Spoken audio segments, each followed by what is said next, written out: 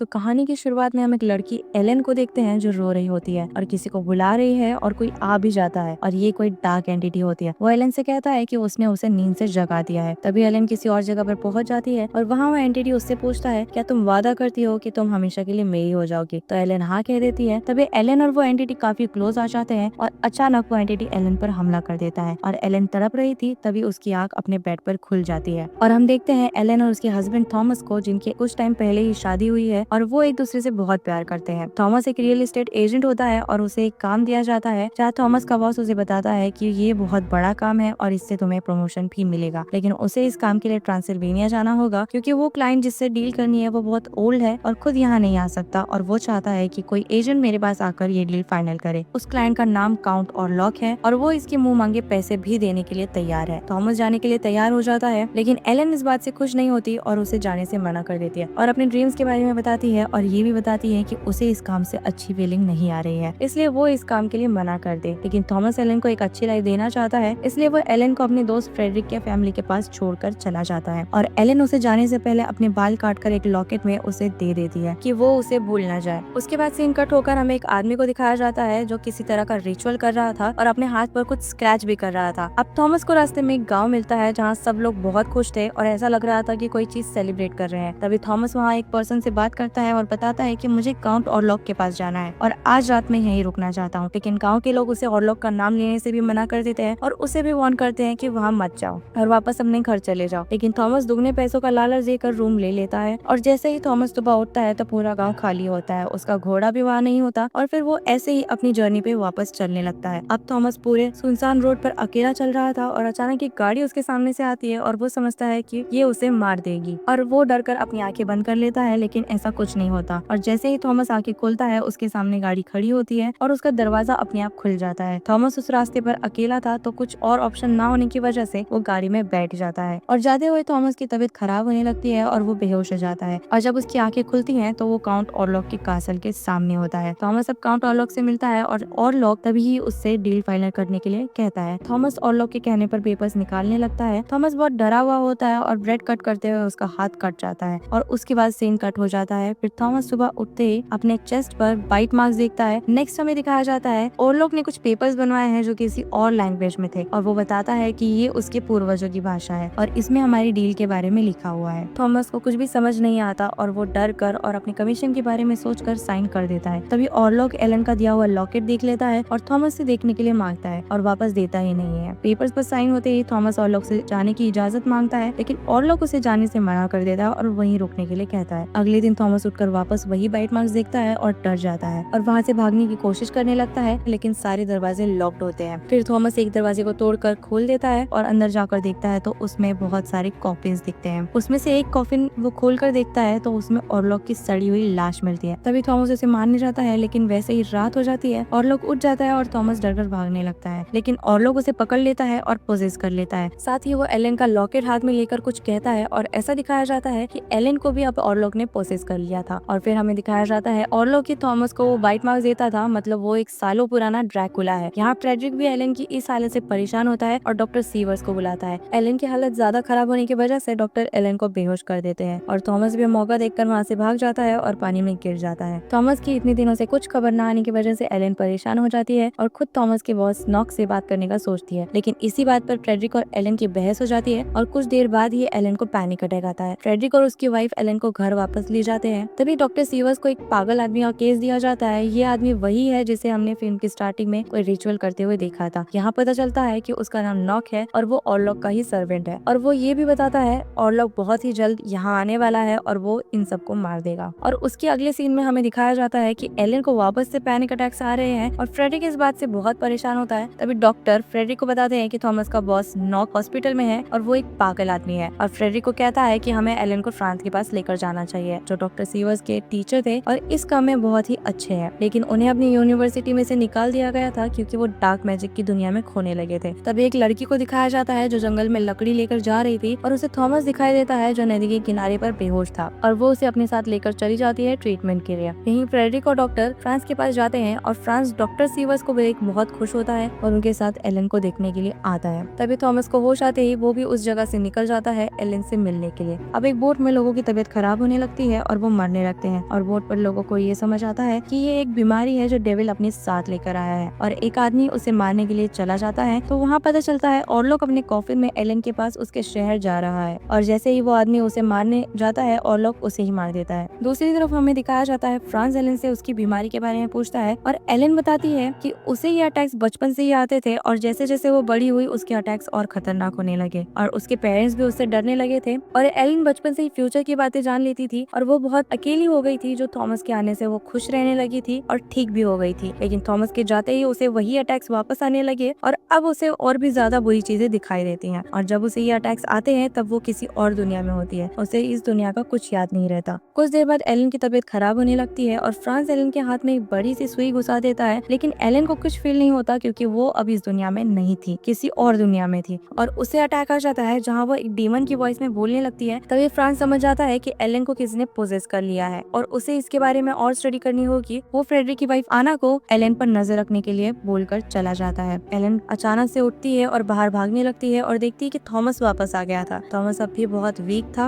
और एलन को बताता है कि वो सही थी और उसे वहाँ नहीं जाना चाहिए था और अब और लोग का सर्वेंट नॉक जो असाइलम में बंद था वो बीमार होने लगता है और वो एक गार्ड उसे देखने आता है, लेकिन नॉक उसे मारकर वहाँ से भाग जाता है। तभी वो शिप जिसमें और लोग आ रहा था वो किनारे पर क्रैश हो जाती है और उसमें से बहुत सारे चूहे बाहर निकल जाते हैं और लोग यहाँ समझ जाते हैं कि ये एक डेडली प्लेग की निशानी है। अब हम ऑरलॉक और नॉक को बात करते हुए देखते हैं जहाँ हमें पता चलता है कि वो एलन को बिना उसकी मर्जी के लेकर नहीं जा सकता और उसके लिए उसे एलन को मजबूर करना पड़ेगा कि वो खुद उसके पास आ जाए। अगले दिन प्लेग बहुत फैल चुका था और बहुत सारे लोग मर भी रहे थे। तभी डॉक्टर सीवर्स और फ्रांस नॉक से मिलने जाते हैं, लेकिन वो पहले ही भाग चुका था और वहाँ वो एक लाश पर रिसर्च भी करते हैं जहाँ पता चलता है कि ये प्लेग चूहों से फैल रहा है, लेकिन उस आदमी के चेस्ट पर बहुत बड़े दांतों के निशान थे और इंसानों की बॉडी में खून बिल्कुल नहीं बचता था, जो किसी चूहे के बस की बात नहीं है। फ्रांस नॉक के सेल में जाकर इन्वेस्टिगेट करता है और उसे दीवारों पर बहुत सी अजीब चीजें लिखी हुई मिलती है। उसके बाद वो नॉक के घर में भी तलाश करता है और वहाँ उसे रिचुअल्स की कुछ चीजें मिलती है और एक बुक भी मिलती है, जिससे फ्रांस अब समझ जाता है कि ये एक एंशिएंट वैम्पायर है जिसका नाम है नॉस्फेराटू।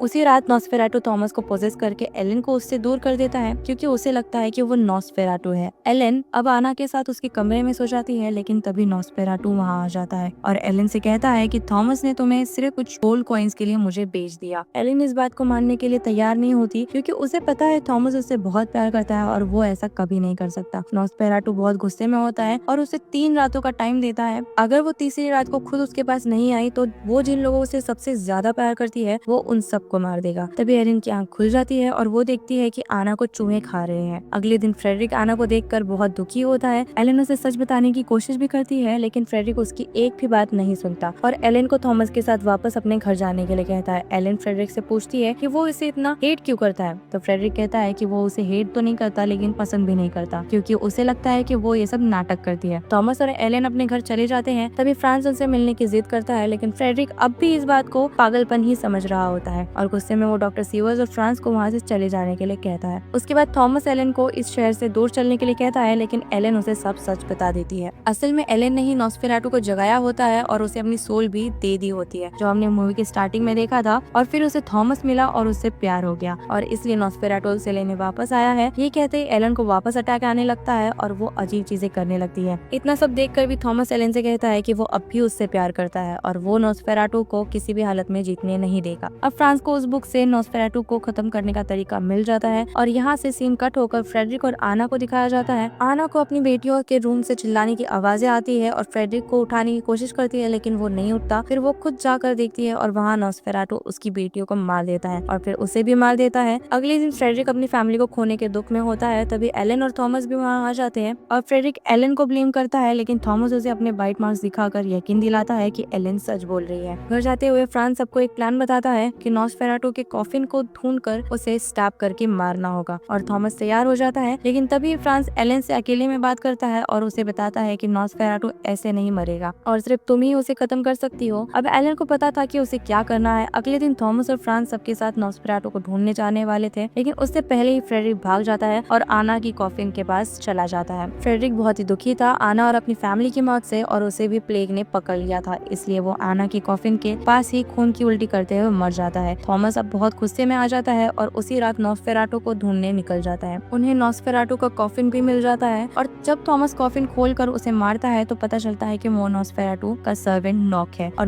नॉस्फेराटू अब एलन के पास गया है। यहीं फ्रांस उसे सब सच बता देता है और उन दोनों का झगड़ा हो जाता है। थॉमस अब जल्द से जल्द एलन के पास पहुंचने की कोशिश करता है। दूसरी तरफ एलन राइट जैसे रेडी होकर नॉस्फेराटू को बुलाती है और वो आ जाता है और खुद को उसे अपनी मर्जी से दे देती है। नॉस्फेराटू उसका खून पीने लगता है और सुबह होते ही वहाँ से जाने की कोशिश करता है, लेकिन एलन उसे वहीं पकड़ कर रखती है जब तक वो मर नहीं जाता। तभी थॉमस वहाँ पहुंच जाता है और नॉस्फेराटू अब खत्म हो गया था और एलन भी उसी के साथ मर जाती है क्योंकि उसका पूरा खून नॉस्फेराटू पी चुका होता है और यहीं पर मूवी खत्म हो जाती है।